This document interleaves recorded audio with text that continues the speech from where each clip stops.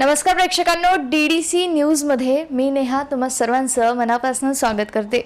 DDC न्यूजच्या विशेष मुलाखतीमध्ये आज माझ्यासोबत आहेत डॉक्टर राजेश जी भोंडे सर। एका मुलाखती दरम्यान या अगोदर आपण त्यांना भेटलेलो आहोत, त्यामध्ये आपण जनरली चर्चा सुद्धा त्यांच्याशी केलेली आहे, पण आज जी चर्चा त्यांच्यासोबत आपण करणार आहोत ती एका स्पेसिफिक विशिष्ट विषयावरती राहणार आहे। विशिष्ट सब्जेक्टला घेऊन तो इंटरव्ह्यू राहणार आहे। आपण आज त्यांच्याशी या विषयावरती बोलणार आहोत जे आयुर्वेदिक आहे। आयुर्वेदामधील पथ्य अपथ्य नेमकं काय असतात, त्याची जीवनशैली नेमकी काय असते, याबद्दल आज आपण त्यांच्याशी चर्चा करणार आहोत।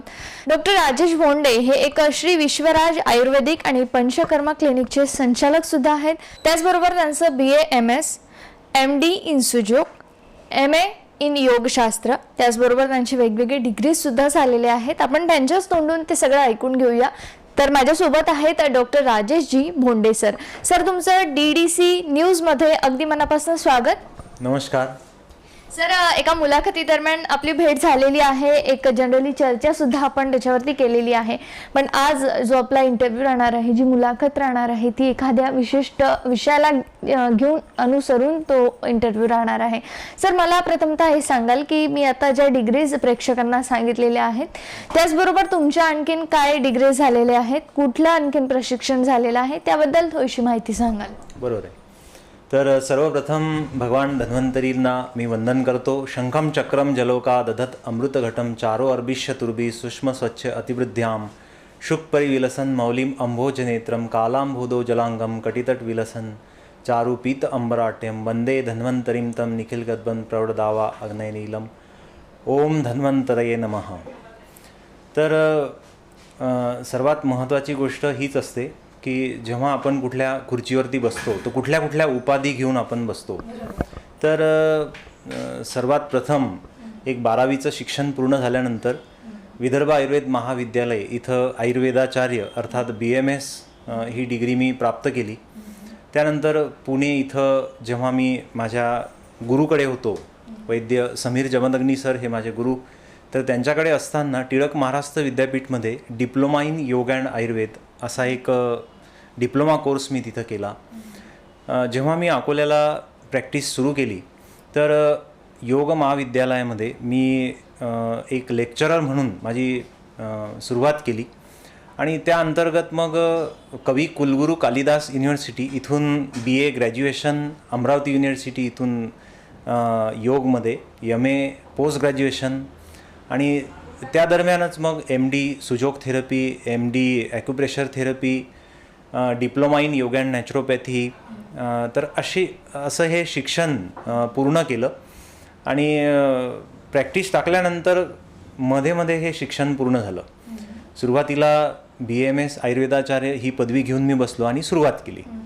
नक्कीच। सर, मला हे सांगाल की आता आयुर्वेदावरती भरपूर लोक विश्वास ठेवत आहेत, खूप लोक आयुर्वेदाची ट्रीटमेंट सुद्धा घेऊ इच्छित आहेत, पण सर अजूनही काही लोकांना आयुर्वेदाबद्दल पूर्णतः ज्ञान नाही आहे। आयुर्वेद नेमकं काय आहे याबद्दल बरेच लोकांना माहिती नाही आहे। सर, यावेळेस आम्हाला हे सांगाल की प्रथम आयुर्वेदिक म्हणजे नेमकं काय आहे, काय सांगाल? तर आजचा आपला विषय जो आहे तो आहे आयुर्वेद आणि जीवनशैली। तर जीवनशैली हा शब्द आपण ऐकलेला आहे, आयुर्वेद हा शब्दसुद्धा ऐकलेला असेल, परंतु त्याची परिभाषा काय आहे तर ऋषीमुनींनी परिभाषा सांगितलेली आहे, हिताहितम सुखम दुःखम आयुतस्य हिताहितम मानम तच्च यत्रोक्तम आयुर्वेदसह उच्यते। याचा अर्थ असा आहे की जीवन 4 प्रकारचं आहे, हितकर जीवन, अहितकर जीवन, सुखकर जीवन, दुःखकर जीवन।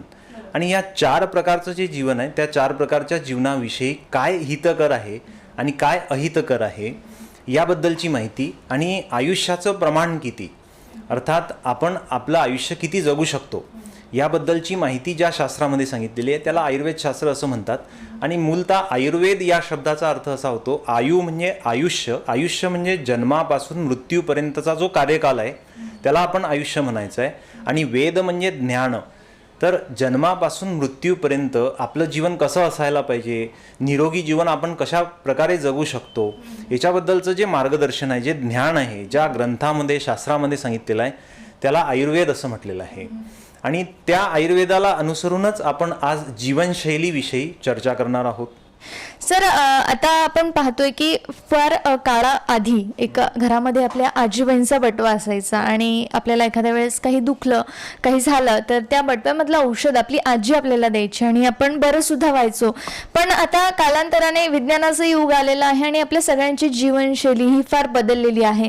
सर आजची जी जीवनशैली आहे ती कितपत योग्य आहे, कितपत बरोबर आहे आणि त्यात तुम्हाला काय चुकीचे वाटत आहे का की कुठेतरी आपण जीवनशैली जगण्यामध्ये चुकतोय? कशा प्रकारे आपण जीवनशैली जगायला पाहिजे, काय सांगाल? बरोबर आहे. तर आजची जी जीवनशैली आहे त्याबद्दल आपण थोडीशी चर्चा करू. बघा, जरी युग बदललं, आधुनिकता ही आता अधिक वाढलेली आहे, यांत्रिकीकरण जास्त झालेलं आहे, परंतु तुमचं शरीर जे आहे ते 50 वर्षा अगोदर जसं एक शरीर होतं तसंच आजही आहे. परंतु त्या शरीराला जी काही मिळकत, जे काही पाहिजे, त्या शरीराला शुद्ध पाणी पाहिजे, शुद्ध हवा पाहिजे, शुद्ध अन्न पाहिजे, त्याच्यानंतर संवाद तुमचे खूप चांगले झाले पाहिजेत, त्यांनी तुमचं मानस आरोग्य खूप चांगलं राहते. तर ह्या गोष्टी जर तुम्हाला नाही मिळाल्यात तर आधुनिक जीवनशैलीमध्ये जे आपण म्हणतो की प्रगती केली तर त्याचा विशेष फायदा आपल्याला काही होऊ शकणार नाही. तर जसं आधुनिक जीवनशैलीमध्ये काय गोष्टी आपल्याला अडचणीच्या ठरतात, तर आजचं जीवन हे यांत्रिकी झालेलं आहे. त्यामुळे आपल्या ज्या हालचाली आहेत तर त्या हालचाली पूरक हालचाली होत नाही आहेत. पूर्वीला साधं टी व्हीचा आवाज वाढवायचा असेल तर आपण उठून टी व्हीचा आवाज वाढवायचो. आज असं झालेलं आहे की रिमोट आलेला आहे आणि रिमोट फक्त टी व्हीचं नाही आहे तर प्रत्येक गोष्टीचं रिमोट आहे. आज फॅनचा स्पीड वाढवायचा असला तर रिमोट आहे ना. सगळ्या गोष्टीचं रिमोट आलेलं असल्यामुळे आपण एका जाग्यावर बसून असतो आणि जीवनशैली जी आहे तशीच बैठे जीवनशैली अधिक झालेली आहे. आणि त्यातल्या त्यात जर थोडाही व्यायाम जर होत नसेल तर मग मात्र हा व्यायाम ही जी जीवनशैली आहे, आधुनिक जीवनशैली, ही खूप मोठ्या प्रमाणात घातक ठरू शकते. तर आधुनिक जीवनशैलीमध्ये खूप सारे यंत्र किचनमध्ये सुद्धा आलेले आहेत, आहे ना. जसं फ्रीज आहे किंवा कुकर आहे ना. चुलीच्या ऐवजी गॅस सिलेंडर आलेलं आहे.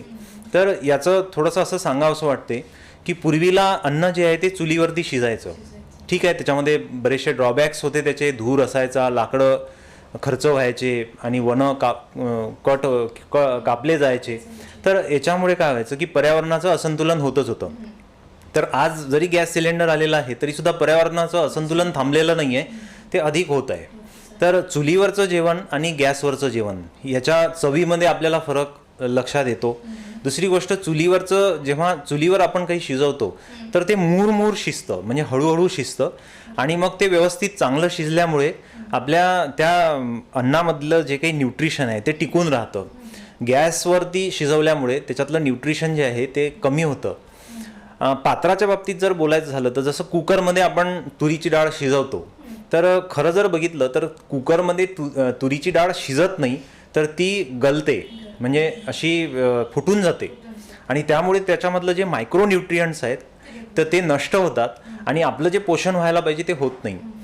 तर त्याच्या अगेन्स्टमध्ये जर आपण थोडं मातीच्या भांड्याचा जर विचार केला तर पूर्वीला मातीचे भांडी वापरली जायची. रामायण जर तुम्ही बघितलं असेल, आहे ना, रामानंद सागरचं रामायण बघितलं असेल किंवा महाभारत, बी आर चोपडाचं महाभारत तुम्ही बघितलं असेल तर त्याच्यामध्ये चित्रीकरण करताना दाखवलेलं आहे की द्रौपदी जी आहे ती मातीच्या भांड्यामध्ये अन्न तयार करते आणि मातीच्या भांड्यामध्ये अन्न तयार करण्याचा एक महत्त्वाचा विषय असा आहे की त्यामध्ये न्यूट्रिशन जे आहे ते लॉस होत नाही. उदाहरण मी देतो की मातीच्या भांड्यामध्ये जर समजा आपण काही डाळ शिजवली, समजा अरहल, हिंदीमध्ये आपण ज्याला तूरला अरहल म्हणतो, तर ही डाळ जर शिजवली तर याच्यामधलं जवळजवळ न्यूट्रिशन फक्त 1 किंवा 2% कमी होते. तेच जर ॲल्युमिनियमच्या कुकरमध्ये जर डाळ शिजवली तर फक्त 7% न्यूट्रिशनच बाकी राहते, म्हणजे त्याच्यातलं 93% न्यूट्रिशन निघून जाते. आणि मग आपण विचार करतो की आपण हे एवढं सगळं चांगलं खातोय, आहे ना, एवढं महाग आपण विकत आणतोय, तर आपलं पोषण होत नाही आहे किंवा आपली तब्येत चांगली राहत नाही आहे. तर आपल्याला उगाच भ्रम होतोय की आपण खूप मोठी प्रगती केली आहे, प्रगतीच्या नावाखाली आपण खूप मोठी अधोगती केलेली आहे, हा आपण विसरत आहे. त्याचं कारण हे आहे की आपल्याला फक्त आधुनिक जीवनशैलीचा परिचय आहे, प्राचीन जीवनशैलीचा परिचय आपल्याला नाही आहे आणि त्याचे फायदे आपल्याला माहीत नाही आहेत. तर टप्प्याटप्प्याने आपण जसा जसा विषय समोर येऊ तर त्याबद्दल माहिती करून घेऊ. नक्कीच सर, आता आपण पाहतोय की जे वातावरण सध्या कोरोनाचं सुरू आहे, पण कोरोना या आजारांनी पण आपल्याला भरपूर काही शिकवलेलं आहे. भरपूर जुन्या आठवणी आपल्या त्या आता नव्याने सुरू झालेल्या आहेत. आपण जेवणाच्या अगोदर आपले हातपाय स्वच्छ करतो, बाहेरनं आल्यानंतर आपल्याला वेगवेगळ्या सवयी आता परत पुन्हा नव्याने लागलेल्या आहेत. सर, ज्या प्राचीन सवयी होत्या, आपल्या प्राचीन जी जीवनशैली होती, त्यामध्ये तुम्हाला काय योग्य वाटते, याबद्दल काय सांगाल? जसं आपण आधुनिक जीवनशैलीबद्दल थोडंफार बोललो, तर प्राचीन जीवनशैलीबद्दल आपण थोडं लक्षात घेऊया. तर सुभाषित साहित्यामध्ये एक सुंदर सूत्र येते, निशा अंते पिबेत जल, भोजना अंते पिबेत तक्र, दिना अंते पिबेत दुग्धम तत्र वैद्यस्य किम प्रयोजनम. या सूत्राचा अर्थ असा आहे की रात्र संपल्यानंतर निशा अंते पिबेत जल, सकाळी उठल्यानंतर आपण पाणी प्यायला पाहिजे. आज आपण चहा पितोय, आधुनिक जीवनशैलीमध्ये चहा आलेला आहे, म्हणजे पाण्याच्या अगोदर आपण चहा पितोय. काही लोक पहिले पाणी पितात आणि नंतर चहा पितात. तर चहा जो आहे यामध्ये जवळजवळ जे काही आपण कंटेंट्स टाकतो, समजा साखर आहे, तर साखरेमध्ये 23 केमिकल आहेत. ह्या खूप कमी लोकांना माहिती आहे की शुगरमध्ये जे 23 केमिकल आहेत त्याच्यामधलं सर्वात मोठं केमिकल आहे गंधक, आणि जे आपल्या हाडांना कमजोर बनवते. 1 कप चहा पिल्याने लिव्हरचे 50 सेल निष्क्रिय होतात, असा पतंजली योगपीठचा रिसर्च आहे. योग साधना चिकित्सा रहस्य, लेखक स्वामी रामदेवजी महाराज. तर त्या पुस्तकामध्ये तुम्ही बघू शकता 1 कप चहा पिल्याने लिव्हरचे 50 सेल निष्क्रिय होतात. आणि चहा जो आहे ती आजची प्रतिष्ठा झालेली आहे. ठीक आहे. तर प्राचीन जीवनशैलीमध्ये आपण कधीही चहा पित नव्हतो. एक साधारणतः खूप वर्ष अगोदर जाण्याची गरज नाही आहे. 50 किंवा 100 वर्ष जर तुम्ही अगोदर गेले, किंवा इंग्रज येण्याच्या अगोदर जर तुम्ही आपला भारत जर बघितला, तर त्याच्यामध्ये कोणीही चहा पित नव्हतं. म्हणजे एक विषय जर आपण लक्षात घेतला, तर चहा हा इतका मारक आहे की आपण त्याचा विचार करत नाही आणि चहावर चहा पितो. आणि माझ्याकडे खूप सारे पेशंट येतात जे दिवसातून 2 किंवा 4 वेळा चहा पितात. अम्लपित्त, त्यांना प्रखर अम्लपित्त झालेलं असते. खूप सारं औषध खाऊन ते आलेले असतात, आणि त्यांना मग जेव्हा आपण आयुर्वेदिक औषध देतो तर ते लागत नाही. मग पंचकर्म चिकित्सा जेव्हा केली जाते तेव्हाच त्यांना त्याचा फायदा होतो. तर आधुनिक जीवनशैलीच्या तुलनेत प्राचीन जीवनशैली जी आहे ती खूप चांगली होती. मी असं नाही म्हणत की सगळंच चांगलं होतं. डे बाय डे आपल्याला चेंज व्हावं लागते, हे मान्य आहे. आधुनिकता जी आहे ती स्वीकारावी लागते. पण ही आधुनिकता आपल्या आरोग्यावर खूप मोठा विषम परिणाम करणार नाही, हे मात्र लक्षात घेतलं पाहिजे. तर प्राचीन जीवन पद्धतीमध्ये बघा, सकाळी लवकर उठणं होतं, रात्री लवकर झोपणं होतं. आयुर्वेदामध्ये एक सूत्र आहे, ब्रह्ममुहूर्ते उत्तिष्ठेत स्वस्थ रक्षार्थम इति आयुष्य.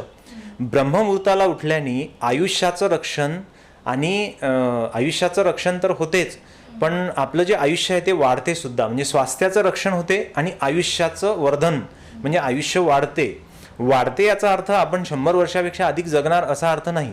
तर आपल्याला 100 वर्ष जगायचं आहे. का जगायचं आहे? कारण चतुराश्रम जीवन पद्धती आहे. वयवर्ष 25 पर्यंत ब्रह्मचर्य आश्रम सांगितलेला आहे, वयवर्ष 50 पर्यंत गृहस्थ आश्रम सांगितलेला आहे, वयवर्ष 75 पर्यंत वानप्रस्थ आश्रम सांगितलेला आहे, आणि त्यानंतर कैवल्य अर्थात मोक्षासाठी संन्यास आश्रम सांगितलेला आहे. तर ही जीवन पद्धती आज आपल्याला दिसतच नाही आहे.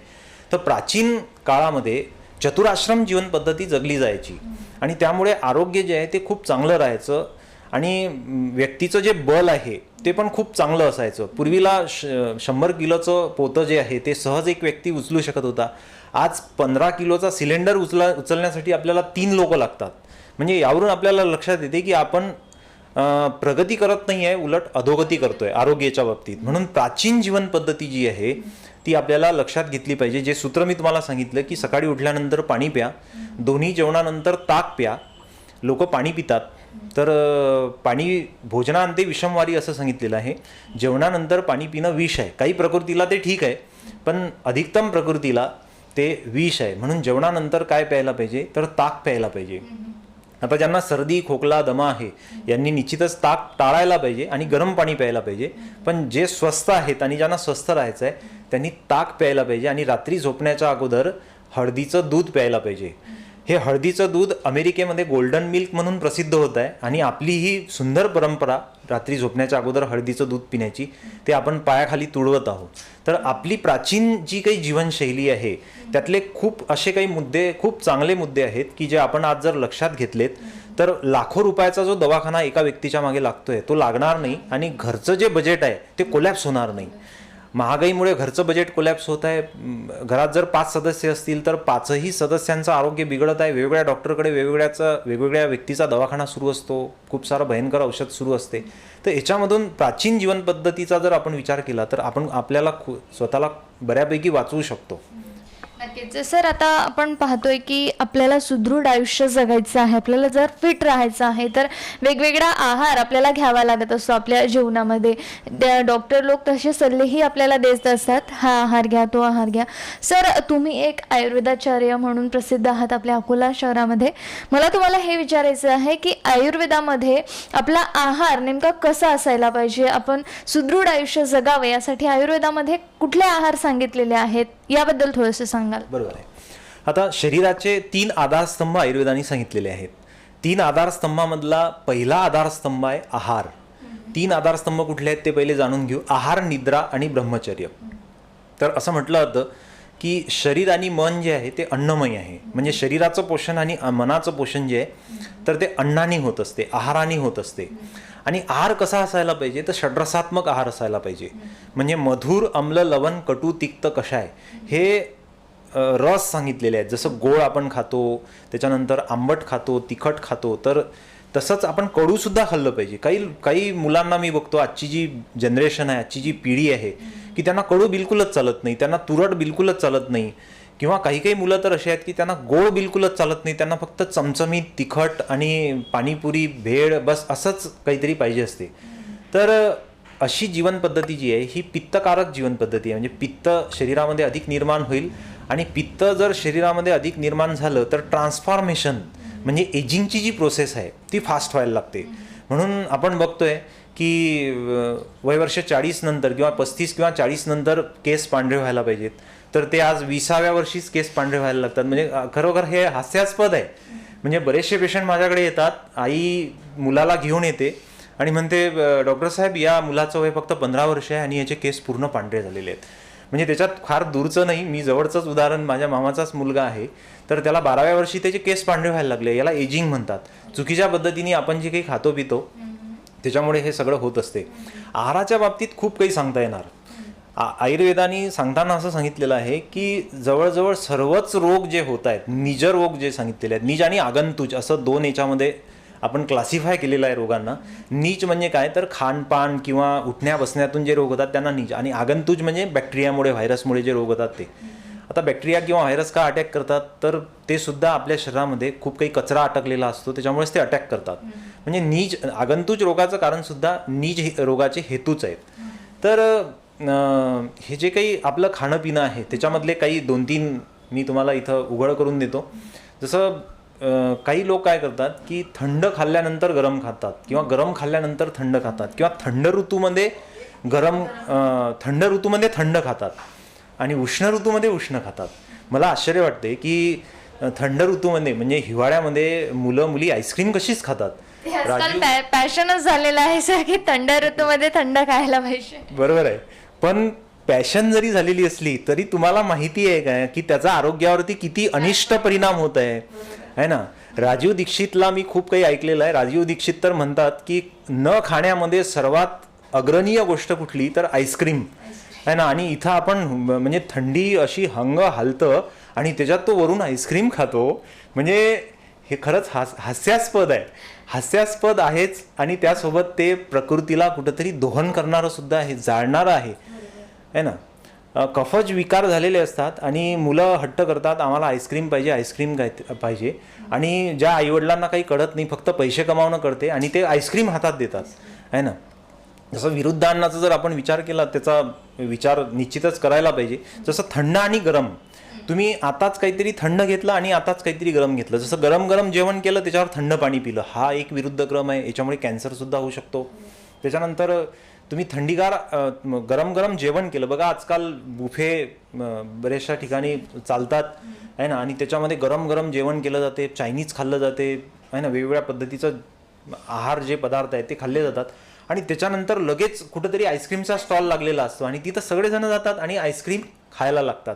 तर हे गरम और थंड जे आहे इट्स अ कॅन्सरस, याच्यामुळे कॅन्सर निर्माण होत आहे. म्हणजे मला आश्चर्य, माझ्याकडे एक पेशंट आहे, त्याचं आयुष्य काहीच नाही. आता 1 वर्ष झालं लग्न होऊन, 1 वर्ष झालेलं आहे फक्त. छोटंसं मूल आहे, 3 की 4 महिन्याचं मूल आहे. त्या व्यक्तीला मानेमध्ये इथे एक गाठ झाली आणि त्याचं ऑपरेशन झालं.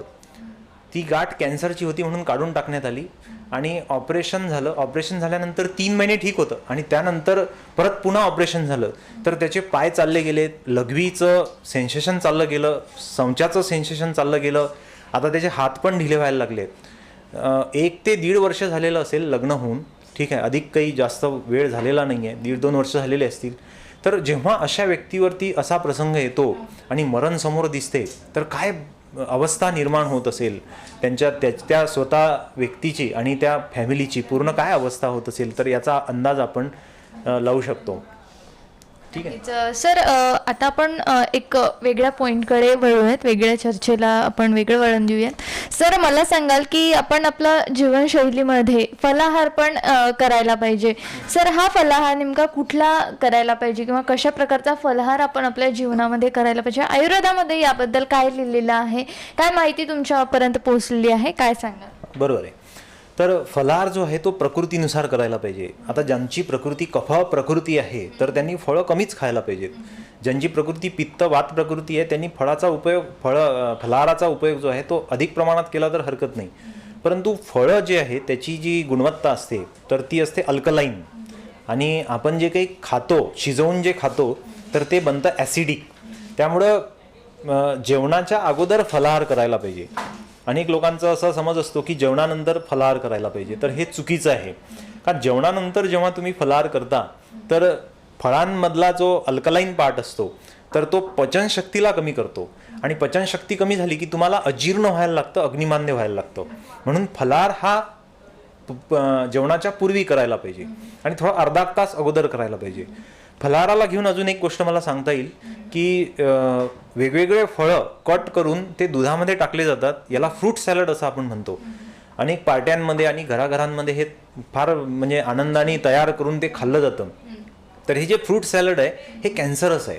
विशेष करून फ्रूट सॅलड खाल्ल्यामुळे आपल्याला माहिती असेल की व्यवहारामध्ये त्याला पांढरे कोड म्हणतात आणि आम्ही त्याला आयुर्वेदामध्ये स्वित्र असं म्हणतो आणि मॉडर्न मेडिकल सायन्समध्ये त्याला व्हिटिलिगो असं म्हटलं जातं, म्हणजे कोड फुटणे. तर असं माझ्याकडे एक बघा, इथं अमरावती जिल्ह्यामध्ये एक अंजनगाव म्हणून गाव आहे. त्या व्यक्तीकडे शेती आहे आणि शेतीमध्ये त्यांनी केळी लावलेली आहे. तर केळी घरची आणि म्हशी पण घरीच होते, त्याच्यामुळे दूध पण यायचं. तर केळ आणि दूध असं तो एकत्र करून खायचा आणि त्यांनी जवळजवळ 7 ते 8 वर्ष त्याचं मेडिकल आहे, ॲलोपॅथी मेडिसिनचं त्याचं मेडिकल आहे. म्हणजे त्या व्यक्तीला, तो व्यक्ती मेडिको असून सुद्धा त्याला हे माहिती नाही आहे की केळ आणि दूध एकत्र खाऊ नये. फक्त फळं आणि दूध हे एकत्र करून कधीच खाऊ नये. त्याच्यामध्ये एक एक्सेप्शन आहे. आंबा तुम्ही दुधासोबत मिक्स करू शकता, आवळा तुम्ही दुधासोबत मिक्स करू शकता. हे 2च फळं असे आहेत की जे दुधासोबत मिक्स करू शकता. आता दूध आणि फळ असा एक उल्लेख आपण इथं केलेला आहे. पण अजून एक मी तुम्हाला सांगतो की दूध आणि कुठलाही मिठाचा पदार्थ एकत्र खाऊ नये. बरेचदा आपल्या घरामध्ये भाजी नसते आणि आपण काय करतो, दूध आणि पोळी खातो. तर त्या पोळीमध्ये ऑलरेडी मीठ टाकलेलं असते आणि ती पोळी जर दुधासोबत खाल्ली तर ते जे डाएट आहे ते कॅन्सरस ठरू शकते, त्या शरीरामध्ये ते रोगकारक ठरू शकते.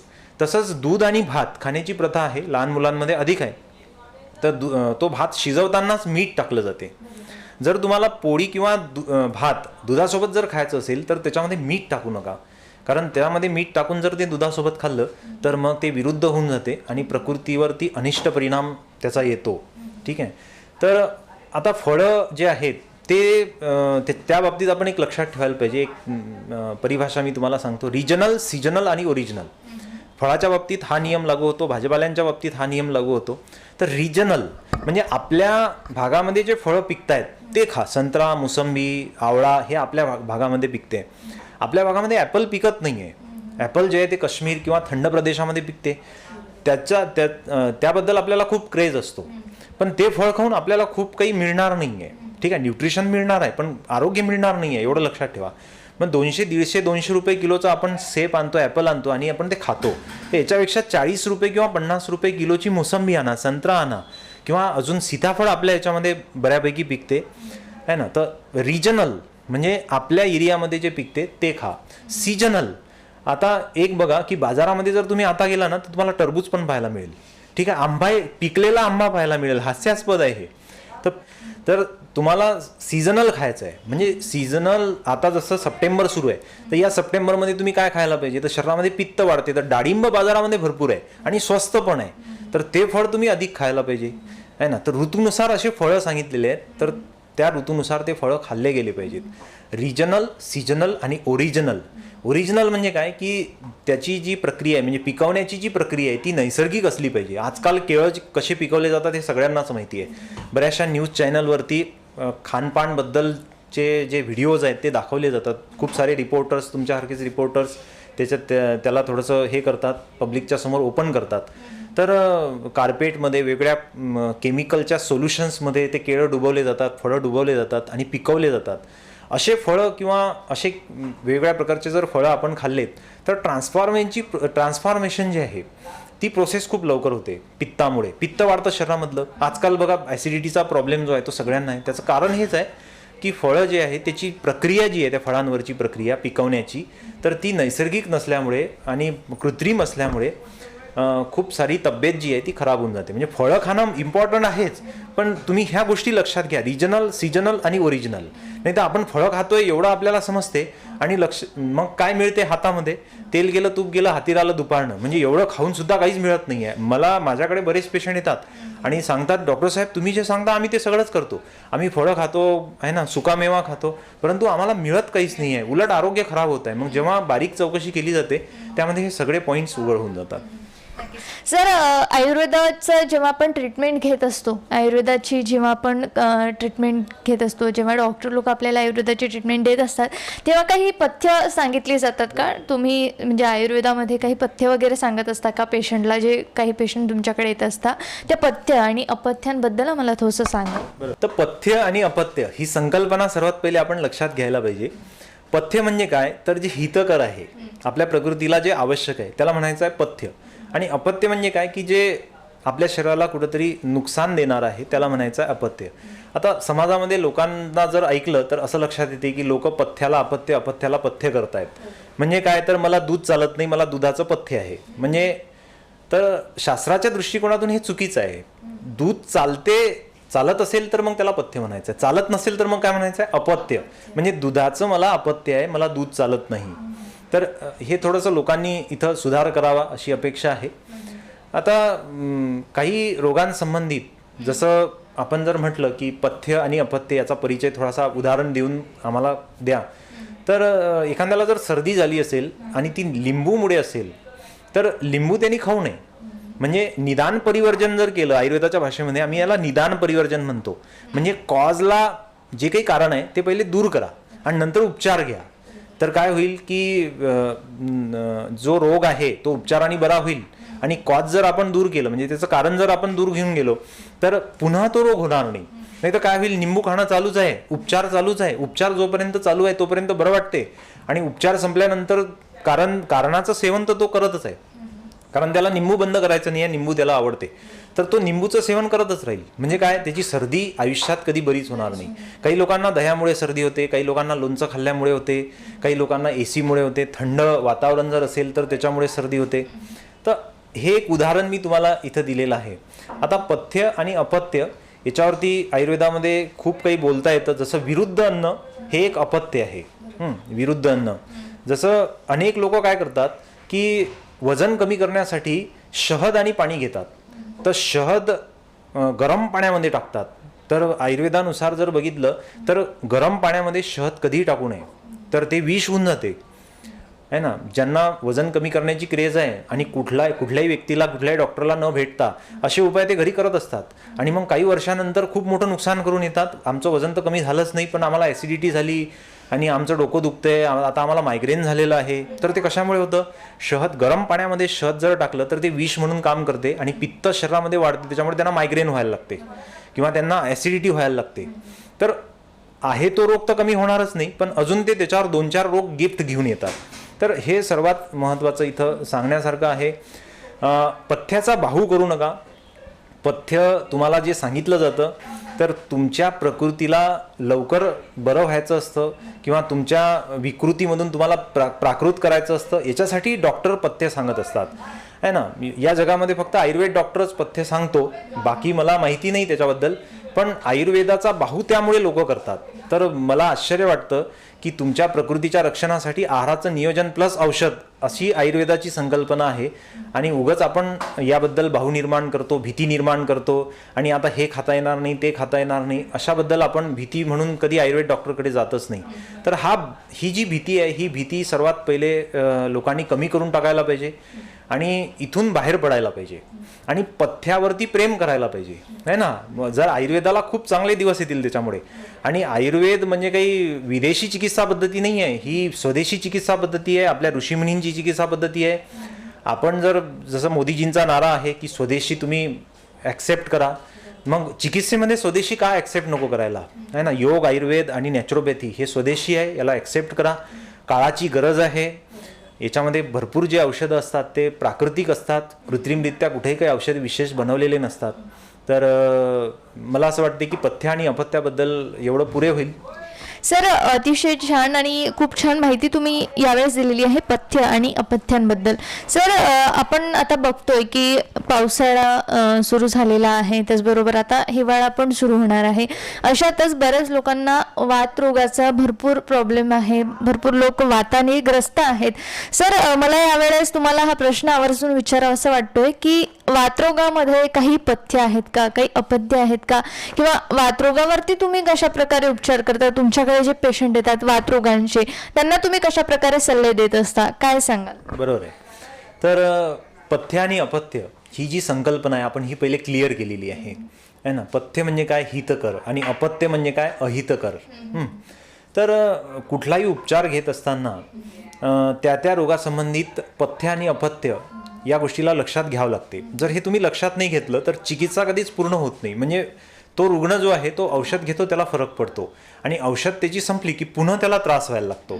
तर हे लक्षात घ्यायला पाहिजे की तो रुग्ण काय पथ्य करतोय आणि काय अपथ्य करतोय. तर आपण खूप सुंदर प्रश्न विचारला की वातरोग, आणि आज आपण बघतोय की साधारणतः 35 किंवा 40 नंतर गुडघ्याचा त्रास, कमरेचा त्रास, मानेचा त्रास सगळ्यांनाच होतोय, है ना. छोटे छोटे जे जॉईंट्स आहेत याच्यामध्ये पण पेन्स होत आहेत, ज्याला वातरक्त म्हटलं जाते आयुर्वेदामध्ये. तर याविषयी पथ्यामध्ये सर्वात महत्त्वाचा भाग आहे ज्या डाळी आहेत, जसं तूर डाळ आहे किंवा हरभरा आहे आणि वाटाणा आहे. तर हे आवर्जून वातरोग ज्यांना झालेले आहेत तर त्यांनी हे टाळलं पाहिजे, आहे ना. मुगाची डाळ जी आहे ती पण छिलक्यावाली, पॉलिश केलेली नको.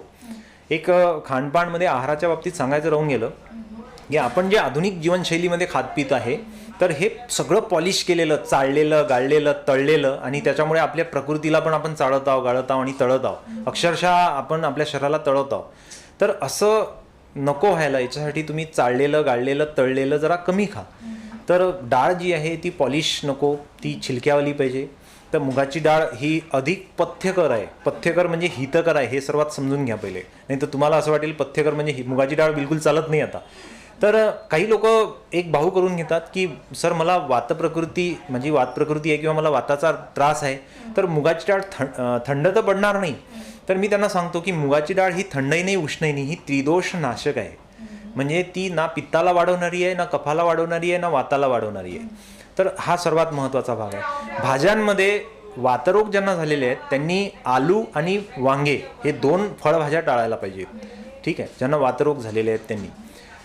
तिसरं महत्त्वाचं म्हणजे पथ्य म्हणून एक बाब तुम्हाला सांगावीशी वाटते की एरंड्याचं तेल, विशेष करून सुंठीसिद्ध एरंड्याचं तेल जे आहे ते जर आपण आपल्या गव्हाच्या पिठामध्ये किंवा ज्वारीच्या पिठामध्ये जर आपण ते टाकलं आणि त्याची पोळी तयार करून जर खाल्ली तर वाताचे रोग भराभर कमी होतात. लोक असं काही करत नाहीत, फक्त गोळ्या खात असतात, पेनकिलर खात असतात किंवा आयुर्वेदिक औषधामध्ये सुद्धा फक्त औषधं खात असतात. एक अजून पथ्य म्हणजे वातरोगासाठी लसूण जो आहे तो खूपच उपयोगी आहे. ज्यांना चालत नाही लसूण तर त्यांची गोष्ट निराळी आहे, परंतु ज्यांना लसूण चालते तर लसूण खाण्याची एक पद्धत आहे. अनेक लोक काय करतात की लसूण भाजीमध्ये, तेलामध्ये टाकतात, आहे ना, फोडणीच्या वेळेला, आणि नंतर अशा पद्धतीने लसूण खातात. तर लसूण खाण्याची एक विशेष पद्धत आहे. 2 किंवा 3 लसणाच्या पाकळ्या कुटायच्या, त्याचा गोळा तयार करायचा आणि जेवण झाल्यानंतर तो गरम पाण्यासोबत गिळायचा. लसूण चावून खाल्ला तर त्याचे औषधी गुण कमी होतात, आणि लसूण गोळा करून जर आपण गिळलात तर त्याचे औषधी गुण आपल्याला पूर्ण प्राप्त होतात. तर लसूण हा वातनाशक आहे, अँटी कोलेस्ट्रॉल आहे, अशा पद्धतीने लसूण घ्यायला पाहिजे. तसंच आज कोरोनासाठी बघा अनेक जे आहेत लोक जे आहेत तर ते तुळशीचे पानं खातात.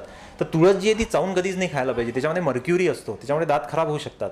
म्हणून तुळशीचा अर्क काढून किंवा सोरस काढून सदासोबत किंवा अद्रकसोबत तो मिक्स करून त्याचं चाटण जे आहे तर जिभेवर ते चाटायला पाहिजे, ते दातांनी चावायला नाही पाहिजे. पूर्वीला बघा आजी जेव्हा खोकला व्हायची तर चाटण द्यायची आपल्याला, तर असं खायला देत नव्हती. आजकाल लोकांना माहिती नाही, तुळशीचे पानं तोडतात, चावतात आणि खाऊन टाकतात आणि वरून मग नंतर डेंटिस्टकडे जातात. म्हणजे एक रोग जो आहे तो बरा झालाच नाही, वरून दुसरा रोग प्राप्त झाला. तर असं पथ्य अपथ्याच्या बाबतीत आपण खूप काही हे करू शकतो. अजून एक वातरोगाशी जर सांगायचं झालं तर गरम पाणी हे पथ्य आहे. ज्यांना वातरोग झालेले आहेत त्यांनी गरम पाणी प्यायला पाहिजे, थंड पाणी प्यायला नाही पाहिजे, आहे ना. आज सगळी येड्याची जत्रा झालेली आहे. फ्रीज घरात आणलेले आहेत आणि त्या फ्रीजचे पैसे वसूल व्हावेत याच्यासाठी लोक जे नाही ते फ्रीजमध्ये ठेवतात आणि फ्रीजमधून काढून खातात. म्हणजे माझ्याकडे एक पेशंट आहे, इथं एक जवळच गाव आहे, तर आगर म्हणून गाव आहे, उगव्याच्या जवळ एक गाव आहे. त्या व्यक्तीने फ्रीज घरामध्ये आणला आणि जे नाही ते फळ पाणी सगळं फ्रीजमधलं खायचं. तर अकोल्यातल्या नामवंत एका ऑर्थोपेडिक्सकडे तो व्यक्ती गुडघेदुखीसाठी मानदुखीसाठी औषध घेत होता. 6 महिने औषध घेतले, औषध असेपर्यंत बरं वाटत होतं आणि मग मात्र पेन जसं आहे तसंच त्याचं सुरू झालं. काही कुठल्या व्यक्तीच्या सांगण्यावरून तो माझ्याकडे आला आणि जेव्हा मी त्याला तपासलं आणि मी माझी हिस्ट्री जवळजवळ अर्धा तास घेत असतो, तर त्याच्यामध्ये मी विचारलं की फ्रीजचा काही वापर होते का. म्हणजे डॉक्टर साहेब फ्रीजच्याशिवाय काही वापरच होत नाही आहे, म्हणजे जे नाही ते फ्रीजमधलं आम्ही खातोय. तर त्या व्यक्तीला समजावून सांगितलं, त्या व्यक्तीने फ्रीज बंद केलं. 3 महिने त्याला उपचार दिला. आज जवळजवळ त्या गोष्टीला 5 वर्ष होत आहेत. तर मला ते व्यक्ती बरेचदा भेटतात बाहेर आणि मी विचारतो त्यांना की तुम्हाला काही त्रास आहे काय. ते म्हणतात डॉक्टर साहेब मी फ्रीज बंद केलं तेव्हापासून मला कुठलाही त्रास नाही आहे. तर थंड गोष्टींनी वातरोग वाढतात हे लक्षात घ्या, आहे ना. आजकालच्या मुलांना हे लक्षात येत नाही. ते जेवायला जेव्हा बसतात तेव्हा थंडगार पाणी पितात आणि त्यासोबत त्यांना काही वातरोग असतील तर ते वाढतात. जसं एक सर्दी, सायनोसायटिस, रायनायटिस, अनेक लोकांना सर्दी होत आहे. तर त्यांना एवढंही कळत नाही की सर्दी ही थंड गुणामुळे वाढू शकते, थंड पाण्यामुळे वाढू शकते आणि वरून थंड पाणी, आईस्क्रीम असं सगळं घोटाळा करत असतात. खरं जर बघितलं तर थोडंसं पथ्य आणि अपथ्य याच्यावर जर तुम्ही उपचार घेतला तर तुम्हाला अधिक औषधं खाण्याची गरजच नाही आहे.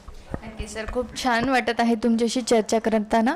सर, जाता जाता अनेक प्रेक्षक आपल्याला यावेळेस DDC न्यूज चॅनलच्या माध्यमातून बघत आहेत. तर तुम्ही एक आयुर्वेदाचार्य म्हणून आपल्या प्रेक्षकांना, तुमच्या दर्शकांना यावेळेस आहाराविषयी काही मार्गदर्शन कराल? काही आहाराविषयी काही सांगाल? काय सांगाल? आहाराविषयी आपण आतापर्यंत सांगितलेलंच आहे, पण याचा एक सार मला सांगावासा वाटतो तुम्हाला. कारण बऱ्याचशा जणांना काय होईल की पूर्ण सगळं ऐकून नेमकं करावं काय हेच त्यांना लक्षात येणार नाही. म्हणून मी एक तुम्हाला दिनचर्या कशी असावी हे सांगतो. सकाळी उठल्यानंतर गरम पाणी प्या, त्याच्यानंतर चहा, दूध, कॉफी असं काही घेऊ नका, त्याच्यात टोस्ट, बिस्किट वगैरे असं काही खाऊ नका. तर त्याच्यानंतर काय करा तुम्ही की भाताची पेज घ्या, म्हणजे 2 चमचे तांदूळ, 1 ग्लास पाणी उकळून अर्धा ग्लास शिल्लक ठेवा आणि गाळून ते प्या. पूर्वी चूल होती, चुलीच्या बाजूला उलं होतं, त्याच्यावरती मोठा हंडा ठेवायचे आपले पूर्वज आणि त्याच्यामध्ये भरपूर भाताची पेस्ट तयार करायची आणि चहाच्या ऐवजी प्यायचे. म्हणून त्यांना भूक चांगली लागायची आणि भूक चांगली लागायची, अन्न चांगलं पचायचं आणि सप्तधातूचं पोषण होऊन त्यांची तब्येत चांगली राहायची. ठीक आहे, 80-80 वर्षापर्यंत दवाखाने लागत नव्हते. आता जन्म झाला की दवाखाना लागतो, दवाखाना संपत नाही. तर अशी परिस्थिती निर्माण झालेली आहे. तर हा एक महत्त्वाचा भाग आहे. त्याच्यानंतर जेवण जे आहे ते तुम्ही पूर्ण पोट भरून करू नका. तर जेवण करताना एक लक्षात घ्या की पोटाचे 4 भाग करायचे. अर्ध्या भागामध्ये अन्न भरायचं, 1/4 भागामध्ये पाणी भरायचं आणि 1/4 भाग मोकळा ठेवायचा. तो स्वीटसाठी मोकळा नाही ठेवायचा, तो नेहमीच मोकळा ठेवायचा. म्हणजे लोक ताटावून उठल्यानंतर म्हणतात की आता स्वीट डिश आणा, हे एकदम चुकीची पद्धत आहे. त्यामुळं स्वीट डिश आणण्याची ही जी पद्धत आहे ही मोडली पाहिजे. कारण शरीरामध्ये जर जे आमाशय आहे त्या आमाशयामधला जर 1/4 भाग जर तुम्ही मोकळा नाही ठेवला आणि तो जर अन्नाने भरून टाकला तर त्या भागामध्ये भरलेलं जे अन्न आहे ते तुमचं पोषण नाही, तुमच्या रोगाचं पोषण करणार आहे. त्यामुळं 1/4 भाग नेहमीच मोकळा ठेवा. याचं प्रमाण कसं जाणायचं तर ताटावर जेव्हा आपण जेवत असतो तेव्हा असं वाटायला पाहिजे की आता एक पोळी मी अजून खाऊ शकतो, त्यावेळेस पटकन उठून जायचं. पण त्यावेळेस हात धुणं म्हणजे काही सोपं नाही आहे ना. म्हणजे चांगल्या चांगल्या लोकांना या जिभेनी ओढलेलं आहे ना. तर पंचज्ञानेंद्रियामध्ये रसनेंद्रिय जे आहे ते फार कठोर आहे जिंकायसाठी, आहे ना. पंचज्ञानेंद्रियामध्ये 5ही इंद्रिय फार कठोर आहेत, पण त्यातल्या त्यात रसनेंद्रिय जे आहे ते फार कठोर आहे. तर हे एक आहे. जेवताना कोणाशी बोलू नका, गप्पा मारू नका, टी व्ही पाहू नका, मोबाईल पाहू नका, हसत खिदळत जेवू नका आहे ना. आजकाल ग्रुप बसतात आणि हसत खिदळत जेवतात, तर त्यामुळे एरोफेजिया होतो, पोटामध्ये हवा जाते आणि अन्नासोबत जर हवा गेली तर अन्न व्यवस्थित पचत नाही. हा पण एक महत्त्वाचा भाग आहे. आपले पूर्वज मौन करून जेवायचे, म्हणजे ते उगाच काहीतरी असं प्रदर्शन करण्यासाठी नाही, तर त्याच्यामागे खूप मोठं कारण होतं. ठीक आहे. जेवणानंतर झोपू नका. आजकाल दुपारी झोपण्याची पद्धत निर्माण झालेली आहे, तर दिवसा झोपल्याने पाप लागते असं रामचरितमानसमध्ये सांगितलेलं आहे. त्यामुळे दिवसा झोपू नका, रात्री जागू नका, हे सर्वात महत्त्वाचा विषय. ठीक आहे. अन्न जेव्हा तुम्ही चावत असता तर पूर्ण लक्ष त्याच्यामध्येच ठेवा आहे ना. अन्न हे 32 वेळा जे आपण म्हणतो 32 जात आहे तर 32 वेळा चावलं पाहिजे, ते खरंच चावलं पाहिजे.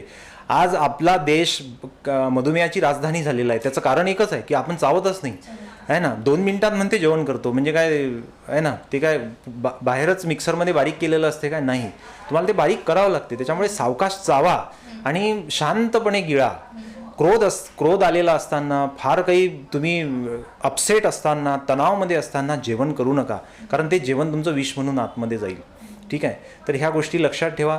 रात्रीचं जेवण जे आहे तर ते सकाळच्या तुलनेत थोडंसं कमी करा.